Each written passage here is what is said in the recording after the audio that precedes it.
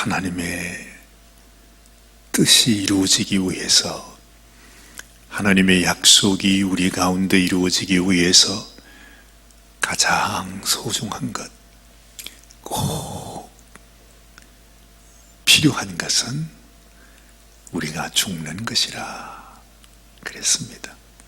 지금까지 이 아브라함을 찾아오신 하나님께서 벌써 여러 해가 지나지 않았습니까? 75세의 아브라함을 부르셨던 하나님께서 이제는 아브라함이 99세, 100세가 되어갑니다.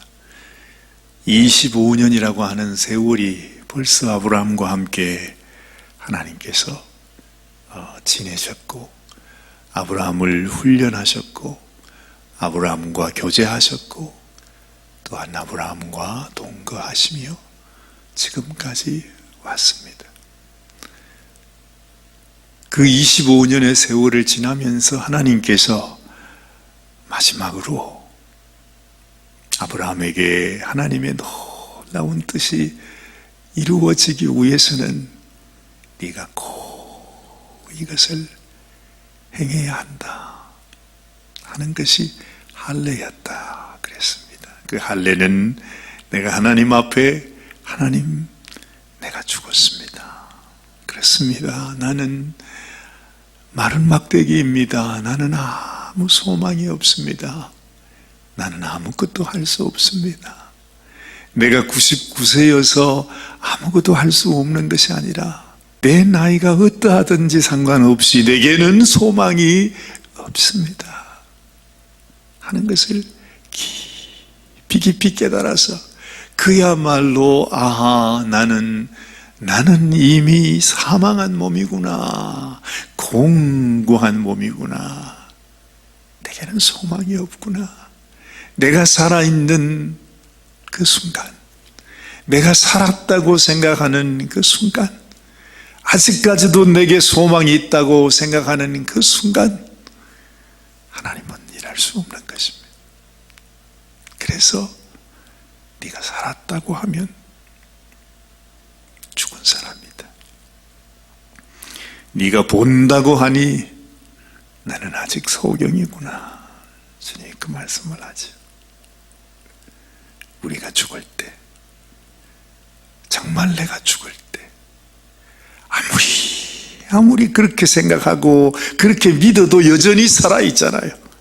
이렇게 여러분들에게 제가 말씀을 드리지만, 죽어야 한다고 말씀하지만, 이렇게 말하는 이 말하는 중에도 나는 살아있다고요.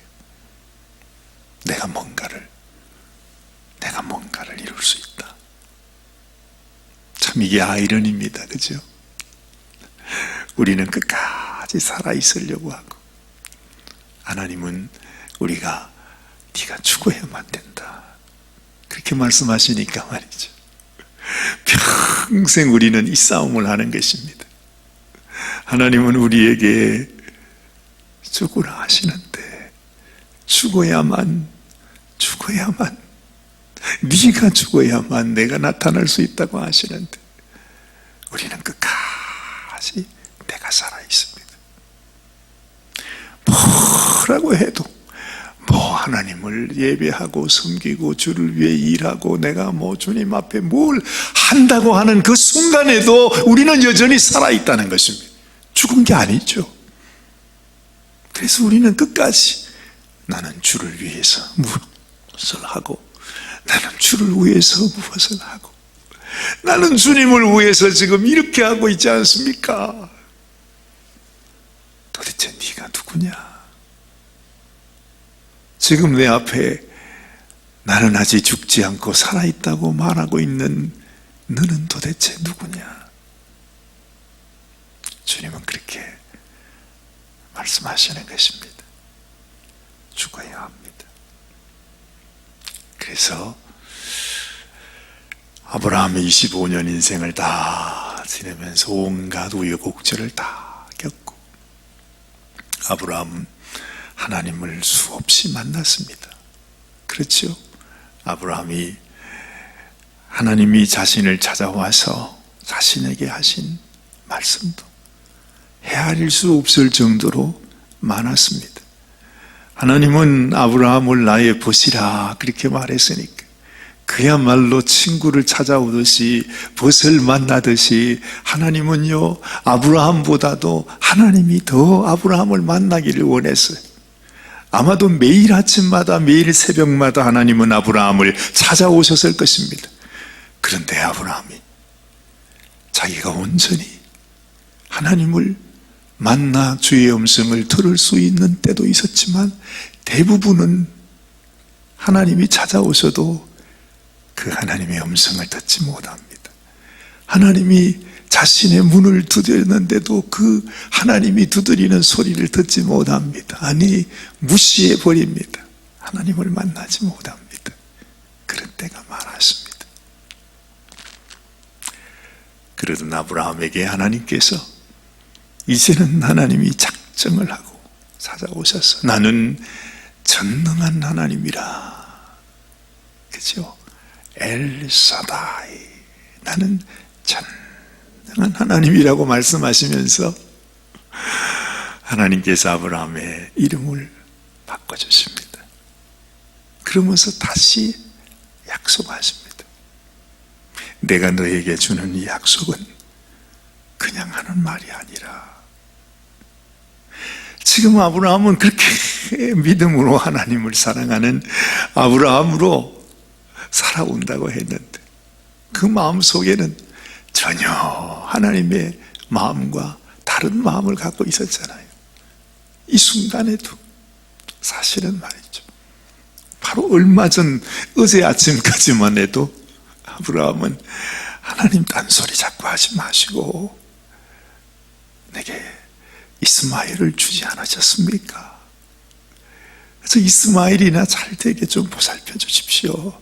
다른 얘기 하지 마시고 자꾸 어려운 얘기, 복잡한 이야기, 그냥 뭐 이상한 이야기를 자꾸 하지 마시고 하나님께서 내게 허락하신 이 아들 이스마엘이나 좀 잘 되게 해주십시오.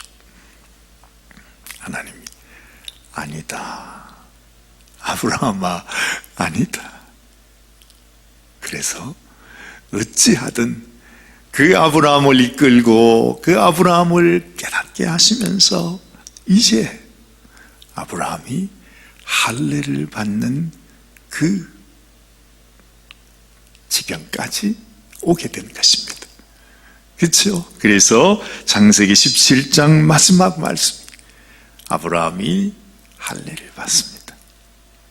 그리고 자기가 품에 안고 있는 이스마엘도 할례를 받게 합니다. 자기와 함께 있는 모든 남자들은 다 할례를 받게 합니다. 그게 무슨 의미였겠습니까? 그렇습니다. 하나님, 나는 죽었습니다. 우리는 죽어야 합니다. 죽어야만 삽니다. 하는 아브라함의 신앙 고백이죠. 얼마나 아브라함의 마음속에 그것이 와닿았는지 우리는 알지 못하지만 하나님이 아브라함에게 원하는 것이, 하나님이 그렇게 알기를 원하는 것이, 하나님이 바라고 소원했던 아브라함의 모습이 그 모습이었다는 것이죠. 우리가 죽어야 한다는 것. 그때 하나님께서 아브라함에게 할례를 명하신 그 말씀이 사실은 그때로부터 수천 년이 지난 그 이후에 하나님이 친히 이 땅에 오셔서 본인이 죽으시는 것으로 이루셨잖아요. 이 할례가 네가 죽어야 한다고 하시는 하나님의 그 말씀이 결국에는 아브라함이 죽는 것이 아니라 하나님이 친히 오셔서 당신이 십자가에 죽으시는 것으로 할례를 이루신 것입니다. 그렇죠? 그래서 나는 죽을 수가 없어요. 살지도 못하는 인생이 죽을 수도 없어요. 그래서 우리가 예수님과 함께 예수님과 함께 죽어서 장사 지냈다, 그러는 것입니다. 하나님 믿는 사람이 어떤 사람입니까? 하나님의 자녀가 되는 사람이 어떤 사람입니까? 진짜 하나님의 백성이 되는 사람이 누구입니까? 예수님과 함께 죽어 장사 지내는 사람. 하나님은 아브라함의 할례를 통해서 사실은 바로 그 십자가를 우리에게 보여주고 있는 것입니다. 네가 죽어야 하는데 아브라함이 끝까지 죽지 못하는 인생이 되니까 결국에는 하나님이 죽으시는 것입니다. 내가 너를 대신해서 내가 죽을, 너는 나와 함께 하기만 한다, 그렇게 하나님은 말씀하십니다. 아는지 모르는지 그래도 아브라함 마음에는 뭔가 할례를 받고 난 이후에 정신이 번쩍 들었구나 하는 생각을 우리는 이 창세기 18장을 시작하면서 이렇게 느껴보게 됩니다. 뭔가 달랐습니다.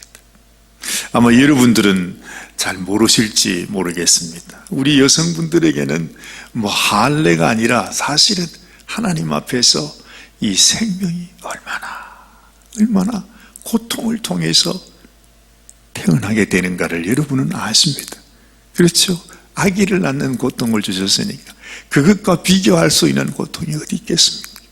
그런데 남자들은 그걸 몰라요. 아마 그래서 하나님께서 남자에게도 네가 생명 낳는 것이, 생명으로 사는 것이, 하나님의 생명이 우리 가운데 이루어지는 것이 얼마나 고통스럽고 아픈 것인지를 네가 아느냐, 그걸 깨닫게 하기 위해서 아마 할례를 하라고 행하셨는지도 모르겠다는 생각을 하게 돼요. 이 남자가 할례를 받잖아요. 요즘은 그걸 포경수술이라 그러죠.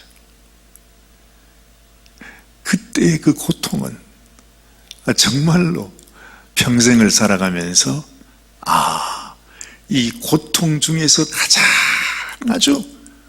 아주 그 깊은 육체적인 고통을 말한다면 그때의 고통을 우리가 들 수 있어요.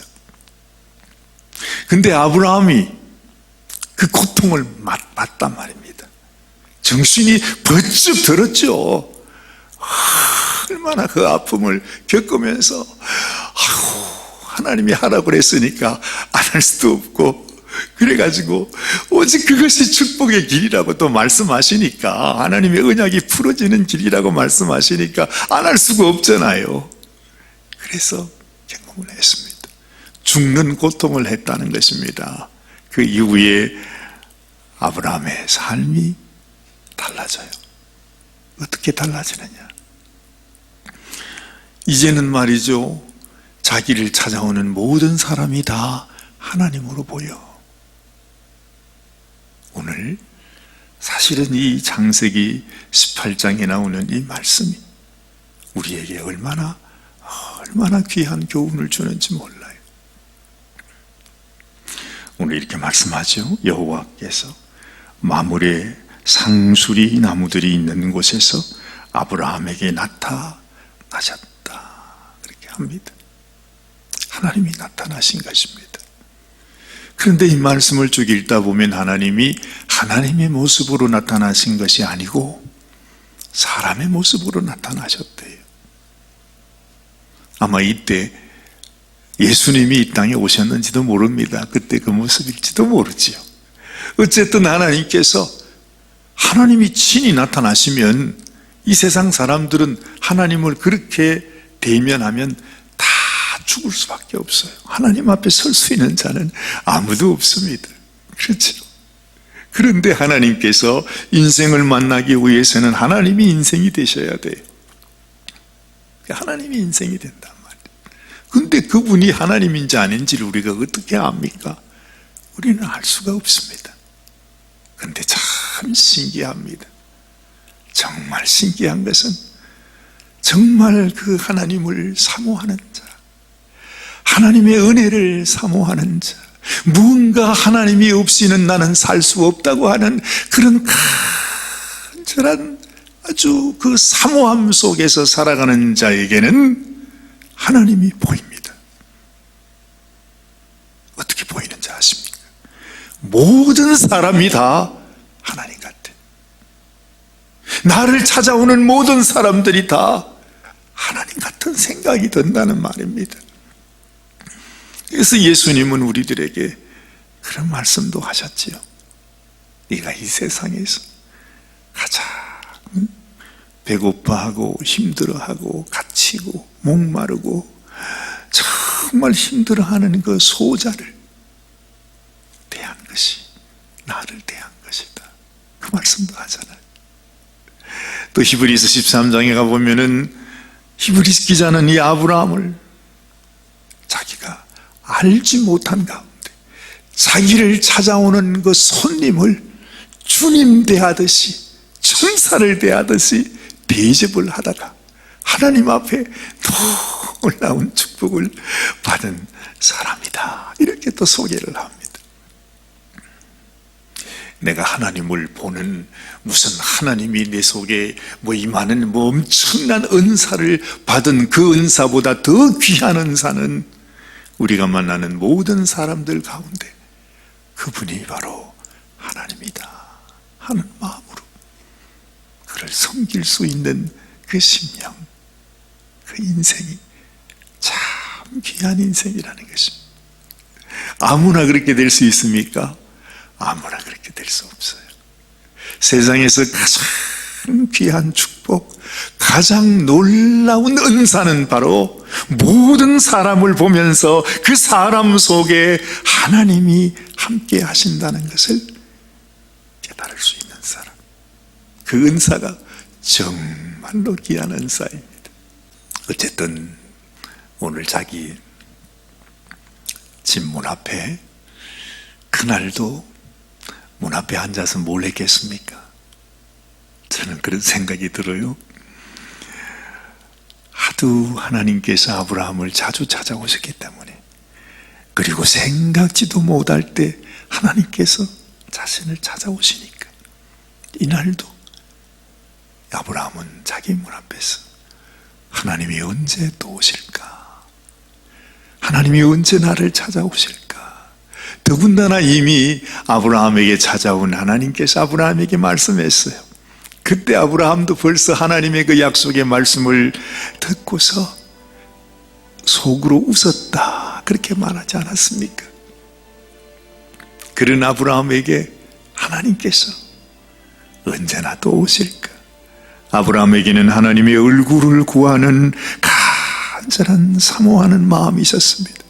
그래서 정말 자기의 집을 찾아오는 모든 사람들이 다 하나님이었으면 하는 마음도 있었을 것입니다. 그래서 그 만나는 사람마다 자기가 할례를 받고 난 이후에 내가 하나님의 언약의 백성이라고 하는 사실을, 그리고 나를 통해서 하나님께서 이 놀라운 하나님의 축복의 언약을 이루어 가시겠다고 확증을 내주시고 돌아가셨던 하나님께서 언젠가 또다시 오신다는 그 말씀 벌써 몇 번이나 했잖아요. 내가 다음에 네한테 올 때, 다음에 올 때, 그 하나님의 기한이 찰 때 하나님의 약속을 이루어 주리라. 그 말씀을 들은 아브라함은 정말로 아주 안전하 선하 하나님 생각밖에 없었을 것입니다. 그렇죠? 정말 이제 99세가 된 아브라함에게 무슨 낙이 있었겠습니까? 하나님 뵙고 싶은 마음, 하나님의 얼굴을 뵙고 싶은 마음, 하나님의 약속이 내 가운데 이루어지기를 원하는 마음, 이제 오늘 내일 죽을지도 알지 못하는 내 인생 속에서 언젠가 하나님의 약속이 이루어지기를 원하는 하나님의 마음. 이제는 내가 할례도 행했고 죽음도 경험했고 정말 그 죽음 앞에서 오직 내가 바라고 사모하는 것은 하나님의 얼굴밖에 없었다는 것입니다. 그런데 정말로 아브라함은 부지불식간에 자기를 찾아온 이 새 손님을 하나님을 모시듯이, 여기서 그렇게 말씀하지, 주님이라 그렇게 표현합니다.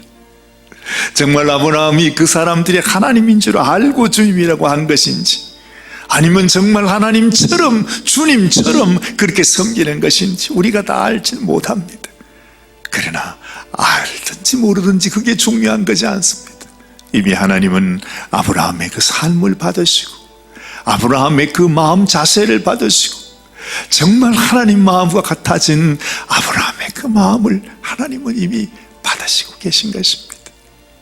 이번에는 아브라함이 차려준 그 음식을 다 드시고 쉬시고 기분이 좋으신 다음에 아브라함에게 누구를 찾습니까? 사라를 찾지 않습니까? 사라가 어디 있느냐? 사라가 어디 있느냐? 저 장막 안에 있습니다. 그랬더니 하나님께서 또다시 약속하십니다. 내년 이맘때에 네게 아들이 있으리라. 근데 사라도 아브라함처럼 똑같이 웃었다 그럽니다. 속으로 웃으면서 내가 이 나이에 무슨 낙이 있으리요. 그때 하나님 무슨 말씀이, 하나님이 주신 말씀이 뭡니까? 네 나이가 어땠어? 네 나이가 어땠어? 나는 전능한 하나님이라. 사라에게도 아브라함에게 주셨던 똑같은 말씀, 엘사다이, 나는 전능한 하나님이라 하는 것을 사라에게도 말씀해 주십니다. 여호와께 능하지 못한 일이 있겠느냐? 기한이 이를 때에 내가 네게로 돌아오리니 사라에게 아들이 있으리라. 사라가 두려워서 부인하여 이르되 내가 웃지 아니하였나이다. 이르시되 아니라 네가 웃었느니라. 우리의 연약한 마음, 언제나 우리는 이렇게 부족한 인생이지만 이런 인생을 향해서 하나님은 언제나 넉넉하십니다. 나는 전능한 하나님이라. 내게 능하지 않은 일이 있겠느냐? 하나님 말씀하십니다. 오늘 이 아침에 우리의 마음속에도 하나님, 이제는 안 됩니다. 이제는 내게 소망이 없습니다. 내게 무슨 낙이 있겠습니까? 우리에게 무슨 낙이 있겠습니까? 우리 가정에 무슨 좋은 일이 있을 수 있겠습니까? 우리는 그렇게 말해도 하나님은 말합니다. 네가 낙심하지 마라.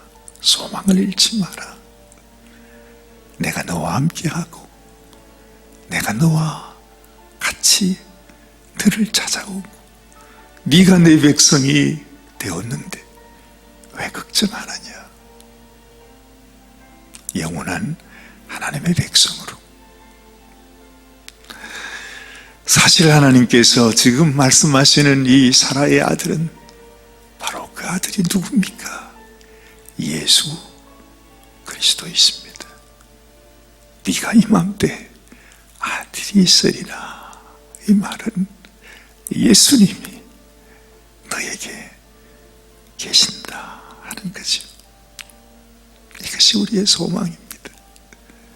나에게 오셔서 나를 위하여 대신 죽으시고 나에게 하나님이 갖고 계신 그 기쁨과 평강을 주시고 영원한 소망을 우리에게 부어주시는 예수, 우리를 구원하시는 그 주님께서 우리에게 함께하고 내가 영원한 임마누엘의 하나님이 되리라 하시는 그 말씀을 지금 아브라함과 사라에게 그리고 또한 우리들에게 하고 계시는 것입니다. 기도하겠습니다. 하나님, 오늘 이 아침에도 하나님이 주시는 말씀, 정말 이 땅을 살아가는 하나님의 백성들에게 우리가 날마다 하나님의 얼굴을 구하며 내가 만나는 모든 사람들이 다 나를 찾아온 하나님이시라고 하는 그런 마음으로 섬기는 삶, 손님을 대접하는 삶, 우리 하나님을 맞이하고 하나님을 대접하고 하나님께 영광을 올려드리는 이 삶이 우리의 삶이 되어야 한다 하시는 하나님의 음성을 듣습니다. 아무리 소망이 없고 아무리 불가능한 일이라 할지라도 하나님에게는 능치 못한 일이 없다 하셨습니다. 왜 너는 내 말을 듣고 웃느냐? 왜 네가 나에게 나의 말을 믿지 못하느냐? 우리 하나님은 말씀하시면서도 우리의 연약한 믿음을 하나님이 싸매어 주시면서 우리에게 믿음을 주시면서 우리 가운데 영원한 하나님의 아들 우리 주님 예수 그리스도를 우리에게 허락해 주신 것 감사합니다.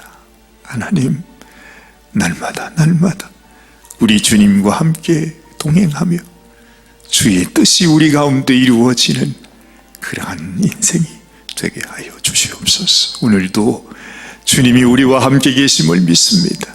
하나님이 우리에게 허락하신 당신의 놀라운 언약, 당신의 축복의 약속이 우리 가운데 이루어지고 있음을 믿습니다. 주님이 우리와 함께 하시기 때문입니다. 하나님께서 오늘도 우리 하나님과 함께 동행하는 당신의 귀한 성도들을 축복하여 주시고 당신의 뜻이 이루어질 수 있도록 주께서 축복하여 주시옵소서.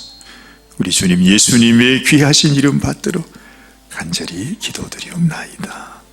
아멘, 아멘, 아멘. 주님 오늘도 주님 우리를 찾아오셨사오니 우리가 주님을 맞이하고 우리 주님 앞에 아름다운 것들로 주님을 흡족하게 해드리고 하나님의 약속이 우리의 삶 속에 이루어질 수 있도록 하나님 도와주시옵소서. 주님 앞에 기도하는 귀한 이 아침이 되시길 바랍니다.